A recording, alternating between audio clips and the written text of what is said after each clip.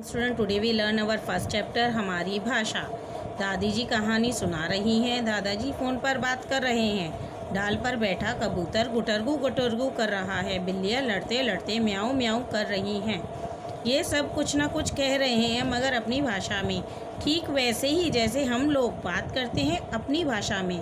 तो बच्चों, आप सभी को पता है, सभी प्राणियों की, पशु पक्षियों की अपनी अपनी भाषा होती है। उदाहरण के लिए दादी जी बोलकर कहानी कह रही है और बच्चा उसे सुनकर समझ रहा है।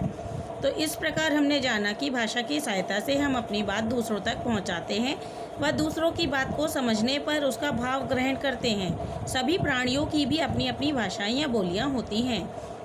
तो बच्चों, वह माध्यम जिसके द्वारा हम अपने विचारों का आदान प्रदान करते हैं भाषा कहलाती है। भाषा के दो रूप होते हैं, मौखिक रूप और लिखित रूप। वह रूप जिसमें हम बोलकर और सामने वाला सुनकर हमारी बात को समझता है मौखिक रूप कहलाता है, और जिसमें हम लिखकर और सामने वाला पढ़कर समझता है तो लिखित रूप कहलाता है। जब हम बातचीत करते हैं तो एक बोलता है तथा दूसरा सुनता है। बोलना और सुनना भाषा का मौखिक रूप है। यहाँ देखिए, दोनों बच्चे आपस में वार्तालाप कर रहे हैं। लड़की गाना गा रही है, तो ये कौन सा रूप हुआ? मौखिक रूप। कभी कभी हमारी बात सुनने वाला हमारे सामने नहीं होता, यानी हम आमने सामने बात नहीं कर रहे होते। ऐसी स्थिति में हम अपनी बात लिखकर दूसरों तक पहुंचाते हैं, तब दूसरा व्यक्ति उस बात को पढ़कर समझता है। बात को लिखकर कहना और पढ़कर समझना भाषा का लिखित रूप कहलाता है। ये कौन सा रूप हुआ? दूसरा रूप हुआ लिखित रूप, जिसमें हम आमने सामने ना होकर अपने विचारों का आदान प्रदान कैसे करते हैं? लिखकर, और सामने वाला कैसे समझता है? उन्हें पढ़कर, जैसे पत्र या समाचार पत्र।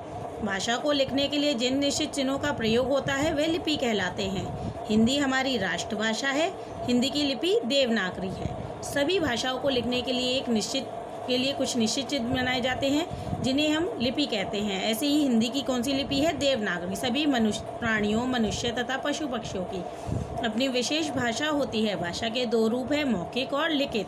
बोलना और सुनना भाषा का मौखिक रूप है, लिखना और पढ़ना भाषा का लिखित रूप है। अब हम यहाँ पर देखते हैं कौन सा मौखिक रूप है, कौन सा लिखित रूप है। देखिए, यहाँ व्यक्ति टेलीविज़न देख रहा है, सुनकर समझ रहा है, तो कौन सा रूप हुआ? मौखिक रूप। यहाँ बच्चा किताब पढ़ रहा है, पढ़कर समझ रहा है, तो कौन सा रूप हुआ? लिखित रूप। लड़की फ़ोन पर बात कर रही है, सुनकर समझ रही है, तो कौन सा रूप हुआ? मौखिक रूप। यहाँ बच्चा अपना लिखकर अपने विचार व्यक्त कर रहा है, तो कौन सा रूप हुआ? लिखित रूप। बच्चा गाना सुन रहा है, तो कौन सा रूप हुआ? मौखिक। यहाँ दादाजी अखबार पढ़कर समझ रहे हैं, तो कौन सा रूप हुआ? लिखित रूप।